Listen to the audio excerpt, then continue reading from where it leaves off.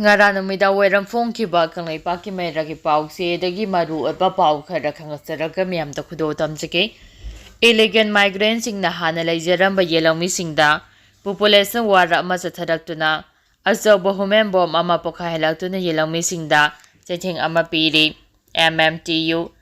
India ki awang no poklam dam gi state sing oiriba Manipur Assam amadi Tripura da Bangladesh Nepal amasung Myanmar da ki changchilakpa illegal migrants sing na hana laijaramba yelami sing da population wara ama chatharak Achauba humen bom ama pokha helak tuna yelami sing da achauba chaitheng ama piri Machina maram oiraga Manipur da Bangladesh Nepal amasung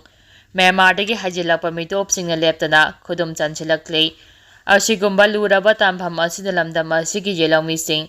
amadi khunta minarak kharaba kanglu phurup sing na punna lamina duna khongpham chepna thengnaba matam yaure haina Maitai Traffic Union MMTU na press da thadorakpa cheol amana haidi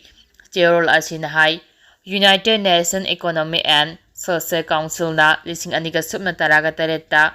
piba report apunba Bangladesh ki masing ase kuro taraga taruk lakh kunthraga mathoi lising marfuga tare oibaga loinana mi taba yabagi pa aksawba lamna la amaga lising kunthraga tare chahum yankhainipan square kilometer nei no moda chawrakna mi lising amaga chani marfurom awang nongpoki lamdamda illegal migrant oina changchilai haina report tawri amaramda Myanmar da thokliba tangdu laitadaba lange saktam asina Myanmar dagi Manipur da mitop kaya su lepna changchilakle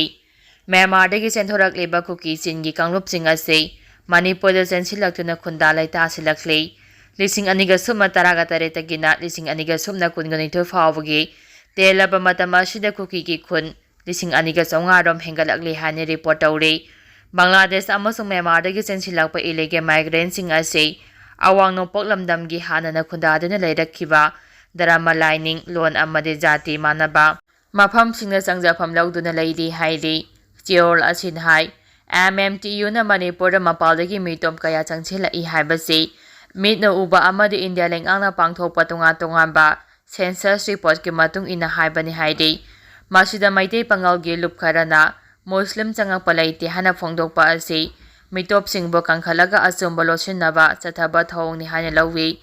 Manipur da maitei pangal sing changchilakhiba ase itihas ki matung ina Krishna chahi lising ama chatruk chupna tarukta miyoi lising amarom nei makhoiba matamdagi ningthongna yumna humphogumdoi pidina khunda hanki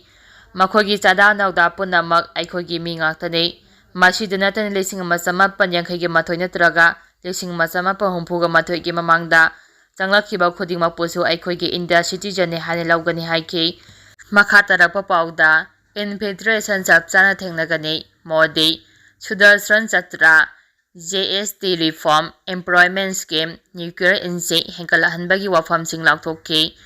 Manipur gi wafam pandrabasu ngamkhai lansinduna changchilakpa illegal immigrants sing leba asigi demography da hala alewa ahongba amadi atei fibam sing chapchana thengana ba thabak lokhalagani haina Prime Minister Narendra Modi na phongdokhibaga loinana illegal immigrants singi yaungna maru oiba wafam manga thamkhre ngarang pangthokhiba Independence Day gi thoramga mari lanana delegated porta masu ahomgi firal singkhatuna miyamda thamkhiba warolda leva asigi demography da lakliba ahongba sing maru aina infiltration ne hana Prime Minister na phongdol aduna masigi matangda chapchaba thabak sing lokhatkani haiki leba asigi demography da asauba ahongba lakliba ase yamna phajana khalaga chatharakpa lautuna bagi thabak ne haina Prime Minister na phongdokhibaga loinana asauba crisis ama oirakliba ase thengana ba sakti yamna leiba demographic mission ama changchilagani haba wafam thamki ngamkhai de leiba state singda atopa lebaki miyoi singe lechilaktuna changchilakwadagi national security de natana development da chu ale haina Prime Minister na phongdokhi asiguma phibam asi thengana ba akangna ba matam amadi akangna ba thausil ki makhada demographic mission ama changsingani panba yabade Manipur da haukiba chahi lising aniga subna kun gomdoigi me ahomdagi tholaki wirang asi ahanbada Union Home Minister Amisa amasung Union External Affairs Minister S Jaikishana Myanmar dagi illegal immigrants sing changchilapaga mari lainai hairamlaga kona High Court of Manipur na scheduled tribe ki issue da pikhiba ruling dagi hairabasu Manipurgi Chief Minister oiramba N Birenna illegal immigrant ki issue na mapung oina thoanba irang hana phongdoktuna lakhibani.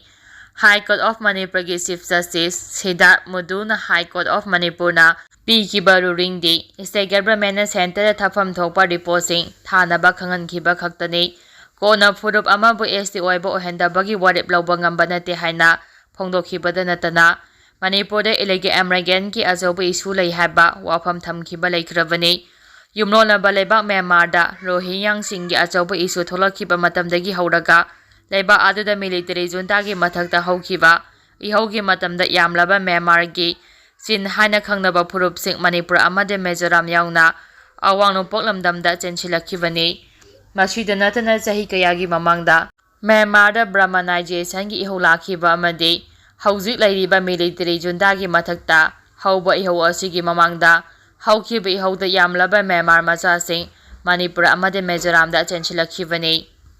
Makatarakpa pauda khatnaba hauраklabadi chapchana thengnani Rongmai Naga Council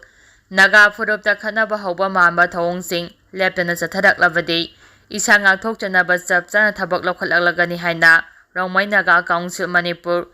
NTL RNCM NTL na chaksinwa thamlakli. Makatarakpa pauda Kuki na thadaugi thabakta khut thinjinba yaroi thadau phurupki miyoisinga tawba thabak thoramsingda Kuki singna khut thinjinba yaroi tha asigi tarokta Imphal Manipuri CSO singa wari sanaba yaroi habagi damakta thadau phurupki miyoi ahumbu Kuki MP Karnataka na social boycott tawre hariba asi yama lebak thibani haina thadau MP Manipur na phongdorakli. Thadau MP Manipur na thadorakpa jeol amada thawng asi yama lebak thibani thadau singa tawba thabak thoramsingda Kuki singna khut thinjinbagi mathau leite amade thadaugi miyoibu social boycott na singba tawbagi matik nate thadau sing Kuki nate haibase kayarak hanna hairaba fawba Kuki singa lam henduna aduma kai hemba thabak sing chatharakpa asi handokadabani haiba wafam thamladuna thadau sing asi any Kuki tribe da yawba phurup nate thadaugi oina lairiba thadau MP Manipur asi thadau phurupki khwaidagi chawba lup singi manungda amane. Kuki gi lairiba lup amatana thadaugi miyoisingda kariguma ka hemba wafam amata phongdokpa yaroi hairakli. Kuki singna thamlakliba wafam asi pung 9 gi manungda handokadabani haiba wafam phongdokladuna jeol asin hai kariguma handoktaba thoklabadi thadau MP Manipur su lokhafam thokpa thabak sing lokhatlagani. Kuki singna chatharakliba thabak thoramsing asi Indian Constitution gi mayoktani thamliba wafam sing asida kariguma Kuki singna manakalabadi phampham thokpa sing phangani thadau sing Kuki nate Kuki gi lup amatana thadau bo usittaba singnaba yaroi haiba wafam thadau MP Manipur na thadaurakpa jeol asina phongdorakli. Makatarakpa pauda FMR lathopagi mayokta matam ama hektadagi akanba khongjang changchinba hauragani. UNC Manipurgi Free Movement Regime FMR lathokiba amasung border fencing khabagi mayokta United Naga Council na changsinggani lathokiba phirep ahongba leite matam ama hektada khongjang hauragani haina United Naga Council UNC gi President N.J. Rohor na phongdokhrei. UNC na changsinggani haina thorangniba khongjang asigi matangda Manipur gi Governor na kaurakpadagi UNC gi mihutara na saba kanguna ngasi Manipur gi Governor Ajay Kumar Balagu unaki unaba loiraba matung tholakpada paumisingda wa ngangladuna N.J. Rohor na makhata na hai Manipurdagi FMR lauthokiba asi hanjinaba amasung border fencing khabagi thaba asi lepiyu haiduna United Naga Council na center amasung Manipurda ngakta numit 2 gi matam thakibani. Numit 2 asi tha asigi mapolda loikrabani hariba numit 2 adudi wafam amata phongdoktana tumina laisilaga ngasi khongjang changsilagani habadagi unasi hana kaurakpa laibak thibani.